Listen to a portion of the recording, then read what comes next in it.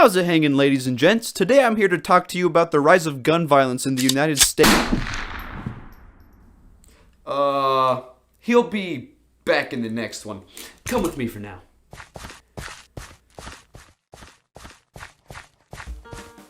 You're all familiar with the ESRB, right? The excellent central rabies babies, those fools who are responsible for ruining your North American video game box art with an annoying label in the bottom right corner. Now, it may not surprise you when I say that these labels have meanings, nay, specific meanings, categorizing video games into a tight rating system based upon age appropriateness. There's EC, a rating given to games that you can play pretty much straight out of the womb. Interestingly enough, this rating was discontinued in 2018, probably because someone realized fetuses can't play video games. Next up, there's E for everyone. Everyone can play these games, no beef about it. There's E10 for everyone 10 plus, and everyone can still play these, okay? You're not gonna be sheltering your 5-year-old from Lego Batman 2 for the Wii, and if you are, you're wrong and probably shouldn't be a parent. There's T for teen. This is when things start getting edgy. Characters might start modestly cussing, violence might get a little more graphic, and Batman's enemies don't break into cartoony pieces when you punch them anymore. There's M for mature, and with this rating, pretty much everything is on the table. Violence can be extremely graphic, cuss words can fly like there's no tomorrow, and situations in the game might get a little steamy. Oh, well, I have asthma. This is great for my lungs. And last on the line we have AO, adults only. Everything, and I mean everything, is on the table here. There's only been a small handful of publicly released games that have received this rating, probably because it's not marketable in the slightest. And if you own one of them, it's a crime. You're a criminal, and you belong in prison. Enjoy your stay. So now that we've all graduated from Ben's School of ESRB Excellency, you're all free to go get high-paying jobs at the local McDonald's. But watch the rest of this video first, come on, man. When I was a wee baby boy, my mom had a very strict no-rated M games rule for us kiddos, which, in my eyes, was extremely bad parenting. I would hear all my friends talking about these cool shooty-booty bang franchises like Halo, Call of Duty, Battlefield, to name a few, and I would sit there sucking in as much information as I could about these games, like a dehydrated 9-year-old sponge, imagining a perfect world where I, too, could play shooty-booty bang games with my friends. Now that I'm an old wise guy boasting a 17-inch beard perfect for ponder stroking, I can look back and say, yeah, I can see why a concerned mother wouldn't want their kid to play a game with this in it. Yeah, makes sense. I mean, whatever floats your boat, Mom, it looks pretty awesome to me. But I sure couldn't see that back in my diaper days. Which is why in 2014, when a mainstream shooter from the developers of Halo, whose name is Bungie, started lining the shelves of GameStops all over the world with an ESRB rating of T for teen, as in teenager, I was hyped. I knew it was my destiny. Is that joke anything? Anyone? Do you get it? Am I funny yet? You suck! Yeah, I know. Ouch. Why did that happen again? And look, I'm not a silly dumb daft head, nor was I an idiot child. And I was aware, and am aware, and will continue to be aware, that there were T-rated shooters at the time, so the M rating was no excuse for my hunger. I should have been plenty satiated on games like Tom Clancy's Ghost Recon 2, Battlefield Bad Company, the old Call of Duties, Brink, Frontlines, Fuel of War, Star Wars Battlefront, the terrible modern Bond shooters, because why not? I like the look of CGI Daniel Craig. I think it really captures the beauty of the actor himself. The jawline, the cheekbones, cute ears, massive pet. The point is, none of these games were hype. Okay, Star Wars Battlefront 2 was, but aside from that, the pre-teens and tweens of the early 2010s were not playing these. They wanted the new stuff, the edgy stuff, the big stuff with polished graphics and enlarged explosions, preferably featuring aliens or zombies, maybe a bit of both. And besides, I can't play these games on my Wii U. And that was another problem. The only console my family owned at the time was a Wii U. A Wii U? A Wii U. A Wii U?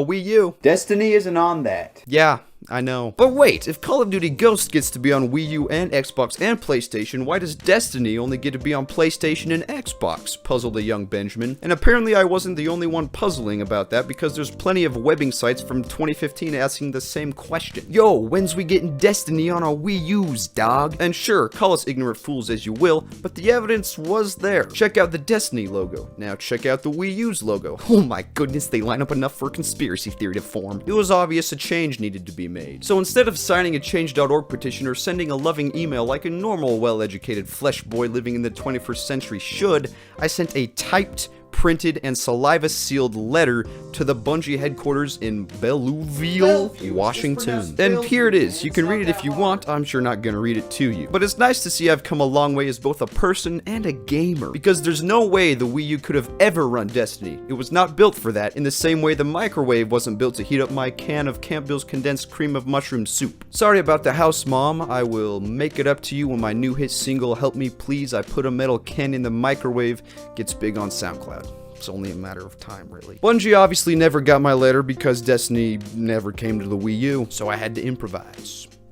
Father, I desire an Xbox One. We do not need an Xbox One, my son. Father, the Xbox One has Blu-ray disc capabilities. My son, I have always desired to have a Blu-ray disc player in my possession. We can split the cost half and half on this Xbox One if we buy it used. You have yourself a deal, Father.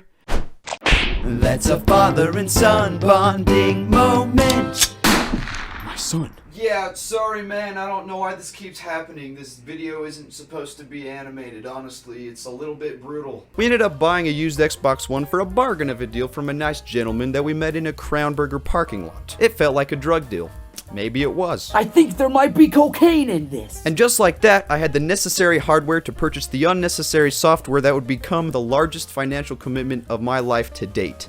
I am clearly still a child. Now, what exactly is Destiny? If you're a seasoned video gamer, you've probably played it at some point, and even if you haven't, you've probably at least heard talk of it. But if you're a raw, unseasoned, uncooked, disgusting non-gamer, you probably have no clue what I'm talking about and have most likely clicked off the video by now. You know, I could sit you down and give you a real lengthy history lesson on the lore of Destiny, and boy howdy there is lore. But I'll spare you the details for the sake of...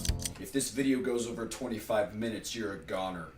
A few things. The simplest, barest bones definition of Destiny I can give you is this. Destiny, an online multiplayer first-person shooter franchise that takes place in a dystopian future where you play as a guardian, defending humanity's last city from really a whole lot of stuff. Like 6 hostile alien races, and also some scary gods, and a constantly approaching fleet of black Doritos. But you don't need to worry, because guardians have super awesome powers that a very large white ball perpetually floating above the last city gives them. I mean, check this sweet nut out. Fire sword, dude. Lightning staff, homie. Temporary Captain America's shield partner. Fire gun, muchacho. Safe sex, dad. Explosion of death, babe. Fire hammer, mate. Emperor Palpatine hands, compadre. To name a few of my favorites. And on top of that, guardians are immortal as long as their small robot ghost friend is around to revive them. That doesn't always happen. It's a very subjective way of immortality. Destiny's gameplay isn't anything to drop trow about if you've ever played a first-person shooter before. It's simply a well-made online multiplayer loot and shooter game. It doesn't have eye-grabbingly crisp gunplay or a variety of mobility options to keep gameplay fresh and unique like other standout titles in the shooter genre, but it more or less makes up for that with really engaging world building and just sheer hunking variety of things to do in the game. The moment you're launched into Destiny, you're presented with a lot of choices to make. What's your guardian gonna look like? Are you gonna be an exo, an awoken, a boring old human? Do you want to be a hunter, a titan, a warlock? What do you want your subclass to be? Which weapons are you gonna choose? Do you want any mods with that? How about your spaceship? What you want that to look like? Your ghost can have a life preserver if you make an in-game purchase. Would you like that? We think you would like that. And while Destiny is far from a choose-your-own-adventure game, all these decisions you make hugely impact your experience playing. Every player's character is entirely unique from everyone else's because of how customizable it all is. Every weapon, armor piece, appliance, vehicle, and ability can be modded, enhanced, decorated, customized, or just done away with entirely if you're not digging it. This makes Destiny feel very personal and gives you a massive amount of control over how you experience the game, and really just makes you feel like a special little snowflake. Because sure, you're running all the same missions and events as all the other millions of players, but you're doing it with your character build that you've developed over hours of playing that's unique to you and only you. It's easy to get attached to a game like that when it feels so custom fit for your awkward, pubescent gamer body. Unlike this tank top. Of course, I would be a downright dunce not to mention the huge plethora of activities you can get up to in this game. There's the main story missions, strikes, raids, patrols, bounties, exotic quests, the Crucible, Gambit, the Iron Banner, Trials of Osiris, dungeons, lost sectors, nightfalls, seasonal activities, and wow, no wonder I have no time to foster healthy human relationships. Even with all this, the game doesn't force you to do any of it. Sure, it encourages you, and it's gonna be a lot easier to progress your character if you're taking advantage of as many activities as you can at once, but in the end, if you want to stick to starting dance-offs with the other players in the open world, nothing is stopping you.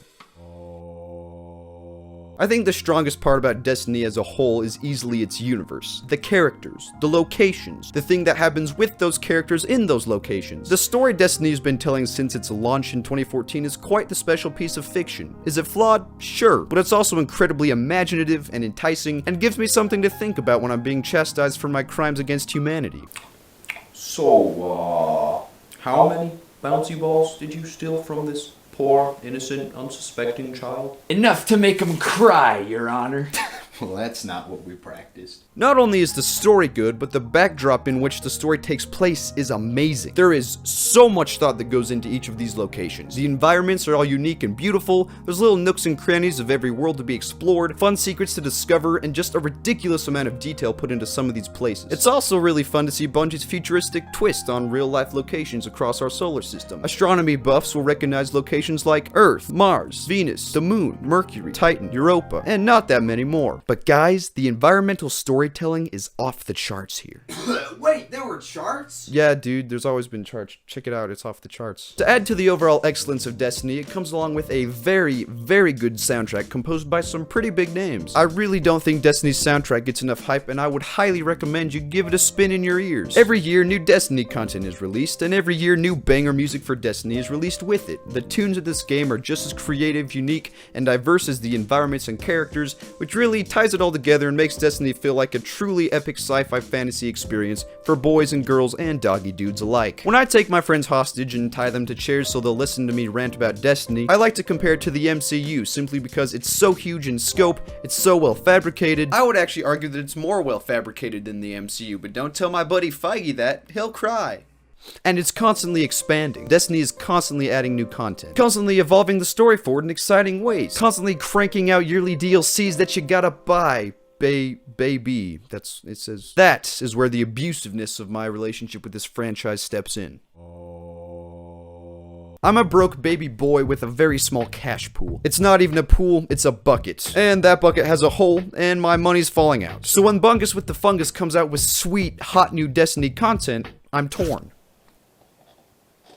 I want to immerse myself in the new game expansion, but they're asking me to slap down $50+ to do so. And that's a big ask for a broke baby boy. This is where the ugly truth of Destiny pokes out. The Destiny franchise is a yearly subscription. Just like your Netflix, your Hulu, your Vegan Cuts Booty Box. Destiny is asking you to donate a yearly portion of your life savings to the game, and in return you get to keep your Guardian's journey relevant with access to new content. It's not like this is a new thing for Destiny. Oh no. It's been this way since the beginning. Destiny's release schedules looked a little something like this.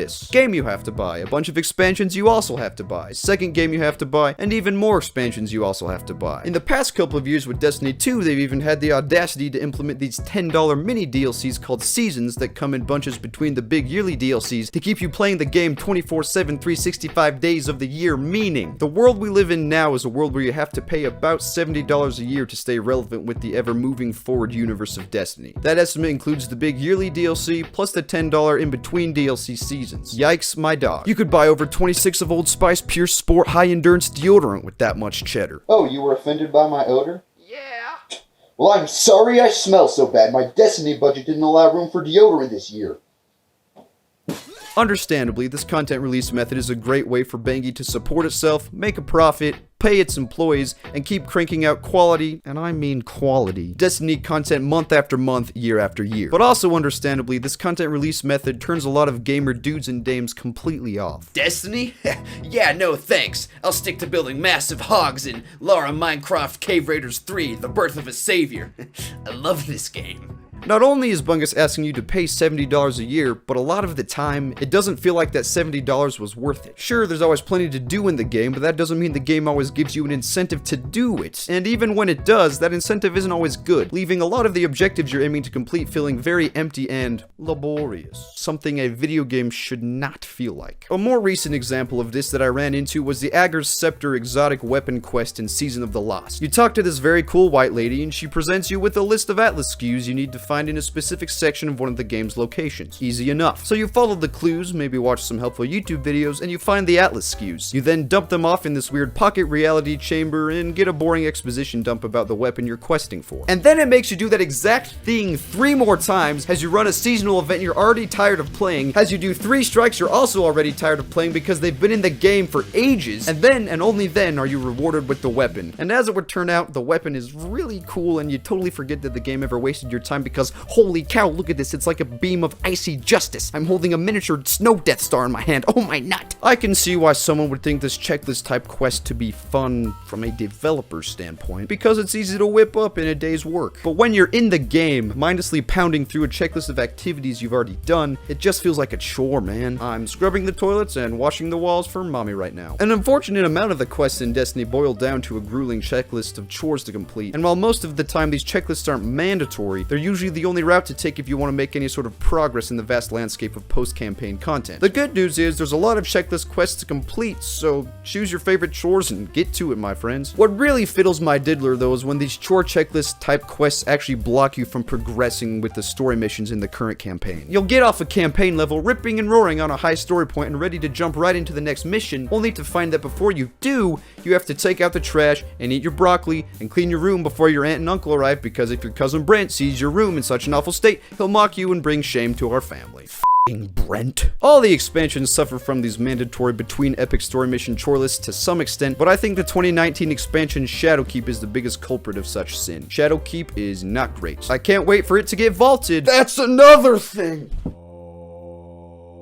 In October of 2020, Destiny 2 was a whopping 120 gigabytes fat, simply because it contained the base game and all the additional content that had been added up to that point. Understandably, Father Bungie decided that was too big of a file for their game, so with the release of Beyond Light in November of 2020, they cut the game in half and downsized it to a humble 70 gigabytes in a cool, oh no, the Black Doritos are overtaking these planets in our solar system type event. It was an exciting fresh start for Destiny 2, and my Xbox's hard drive was absolutely pumped. Enter the vaulting system. Oh, you want to play the original Destiny 2 campaign? That's a shame, it's in the vault. So are all the expansions that aren't the 3 most current ones. 3 at a time, people. No more, no less. I am not fine with this. Sure, I've already played through all the content that's getting vaulted every year, and it keeps Destiny from getting morbidly obese. I can see why it's a necessity, but at the same time, it bums me out. Forsaken is getting vaulted when the Witch Queen comes out, and dang it, Forsaken has been my favorite piece of Destiny yet. Story-wise, soundtrack-wise, visual-wise, location-wise, Forsaken is just peak Destiny. It is genuinely saddening to see it go. And hey, I paid $40 for that when it came out, and now you're just doing away with it? We're not even paying to own these expansions anymore, we're just paying to rent them for 3 years before they get demolished. This is stupid.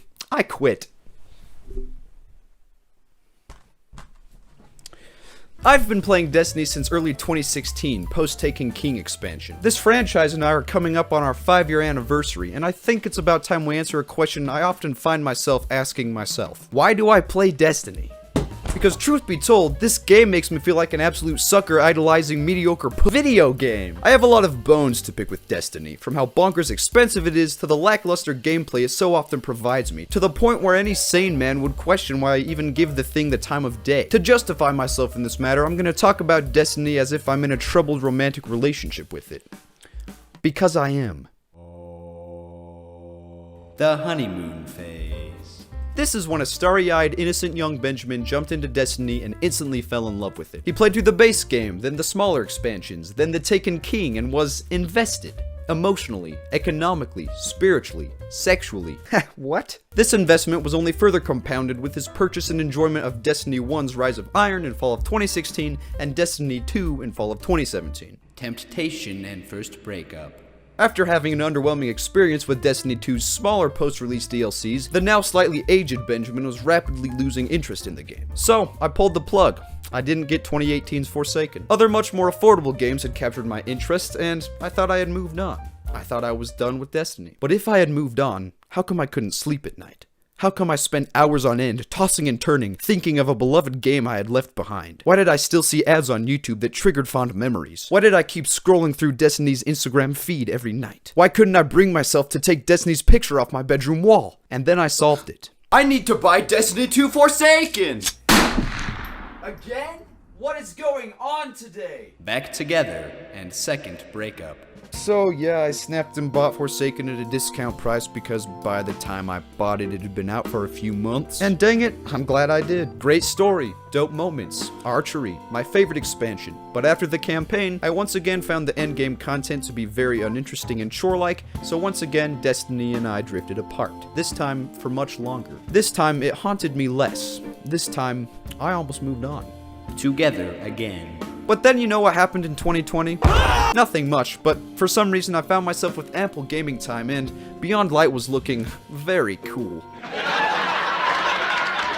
So I pre-ordered Beyond Light, bought Shadowkeep at a discount, and pounded through it real quick in preparation for the new expansion. And since that day, I have been consistently paying and playing Destiny 2. So, the evidence has been laid out. My relationship with this franchise has indeed been troubled. Destiny and I have had our arguments and disagreements over the years, and because of that, I've been very on and off with the game. It's not like leaving and coming back to games is an irregular process in the gaming world. Your typical video game enjoyer will have quite the cycle of games they pump through on a monthly basis, but with Destiny, each breakup felt very personal because dag nougat, I'm attached to this game and the story it's telling. I really like it. But why? Why do I like Destiny? Why am I so willing to let a live service first-person shooter manhandle my bank account, free time, self-image, confidence, love life, when there are so many other games on the market? Maybe it's because the goods just outweigh the bads. Maybe it's because Destiny is one of 2 video games that has succeeded in bringing tears to my eyes. The second being Minecraft Story Mode when the pig dies. Junior high was rough, okay? Maybe I'm clinically insane. Or maybe, all of these reasons. But in the end, does it matter? I like it because I like it. And that's the end of that. He's done it!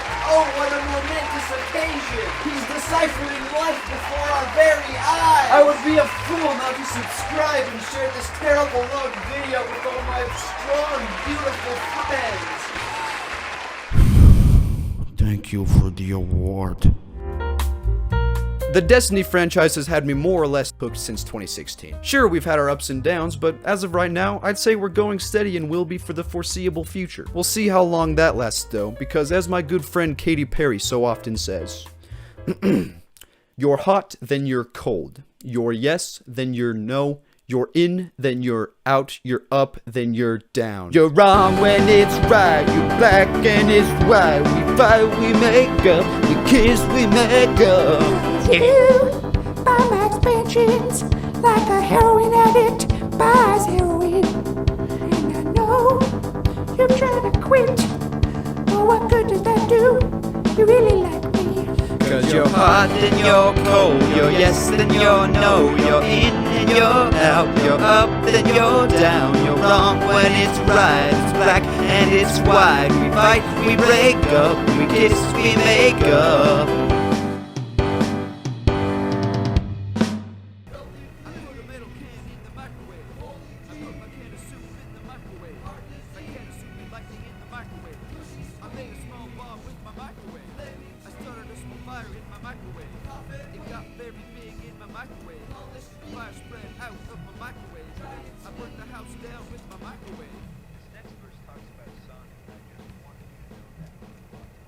Mistakes are made. Past the past. Can you believe Sonic actually goes that fast? Let's not put a very friendly. You're not in control.